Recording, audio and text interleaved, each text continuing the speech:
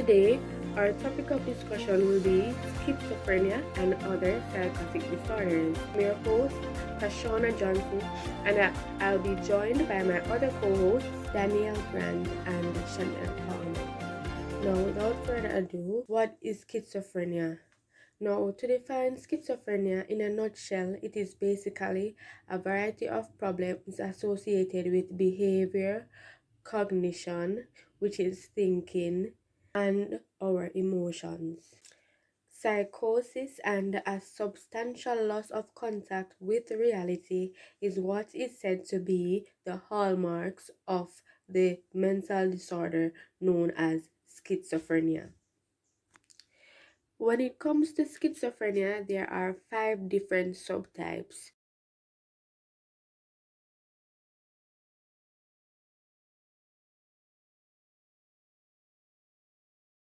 These subtypes consist of residual schizophrenia, undifferentiated schizophrenia, paranoid schizophrenia, hebephrenic schizophrenia, and catatonic schizophrenia.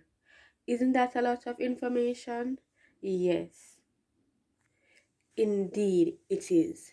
Now, even though there are 5 different subtypes of schizophrenia, the most common of these 5 is said to be paranoid. Why, you may ask?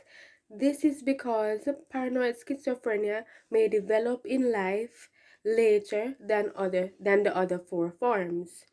The reasons for this is because paranoid schizophrenia includes symptoms of delusions and hallucinations, which will be further discussed by my co-hosts.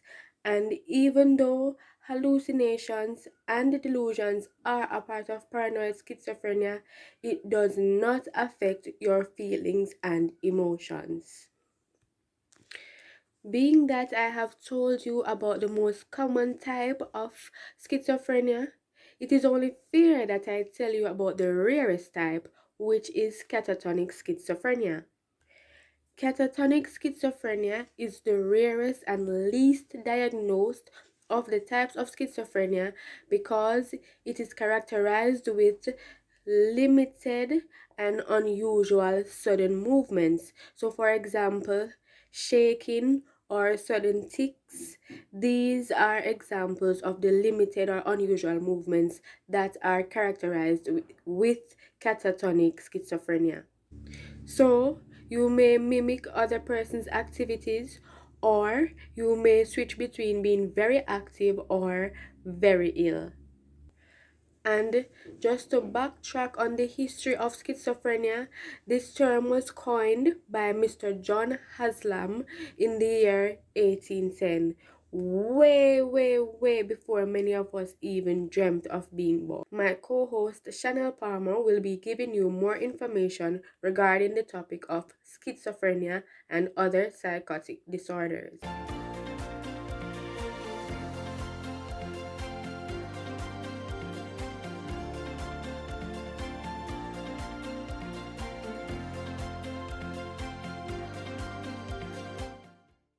Thank you, Tashana. So now we'll be looking at the symptoms of schizophrenia.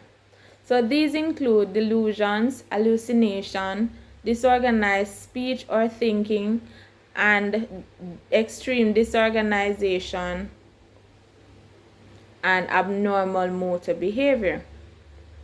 So let's look at the 3 schizophrenia spectrum disorders. These include schizoaffective disorder, schizotypal personality disorder, and schizophreniform disorder. So schizoaffective disorder is similar to schizophrenia. However, this consists of major mood episodes.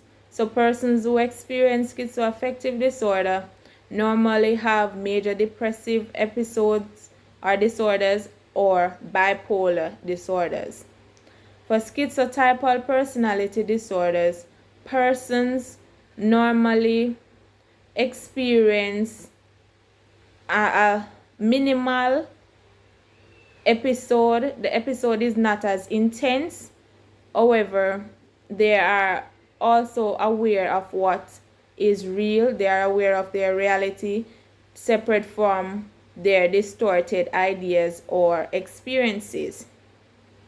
For schizophreniform now, this is identical to schizophrenia.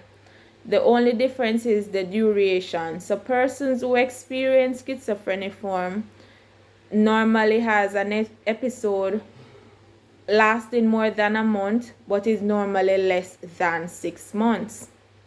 So, what are the causes of schizophrenia? So there are no specific causes of schizophrenia. Researchers has not found that out as yet. But persons have found out that things that contribute or risk factors that contribute to schizophrenia may lie in the environment. The factors also include genetics, and if persons were drug abusers in their past, and also if they had a complicated pregnancy or during childbirth, if it was complicated, those increase the risk of the child becoming a person with schizophrenia. So there's no way to really prevent schizophrenia. The only thing is to treat the disorder. And my co-host Daniel would explain the treatments for schizophrenia.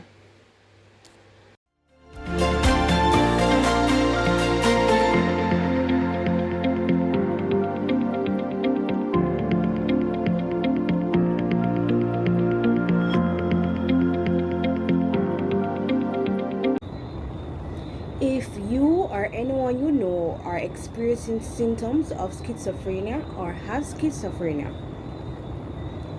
it can be treated. Schizophrenia is usually treated with an individual tailored combination of talk therapy, medication, social skill training, and vocational rehabilitation. Most people with schizophrenia are treated by community mental health teams, which provides day-to-day support treatment while ensuring you have as much independence as possible.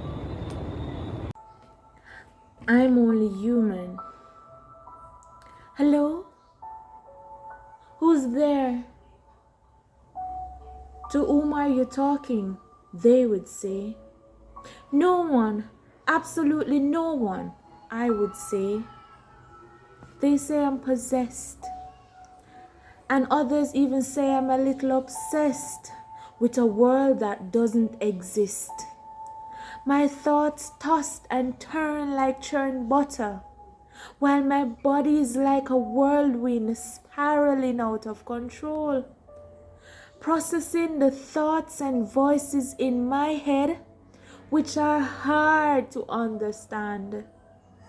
I lay up at nights wondering, why me? But I guess I'm only human after all. Mama says to ignore the voices and it will get better. Dear Mama, I'm in my 40s now and it has only gotten worse. The voices unlock my deepest fears. And when I cry, the others they cheer. I no longer wish to be here. Mama, please save me. I am scared. The poem gives us an insight of what a person with schizophrenia is experiencing throughout their life. If you or someone you know is suffering from schizophrenia or other mental health disorders, please feel free to visit the website of Mental Health and Wellness at www.moh.gov.jm.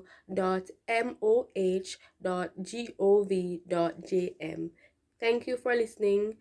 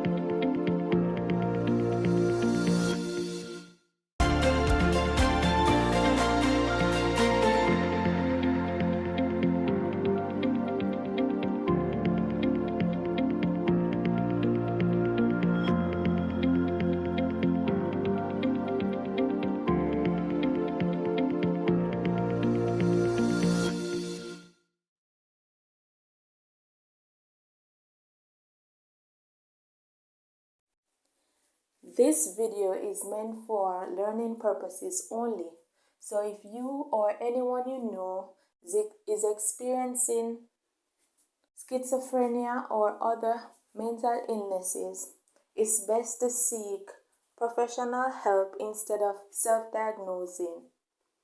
So you should seek a psychiatrist, a psychologist, or a social worker who will properly diagnose you using the DSM 5 manual.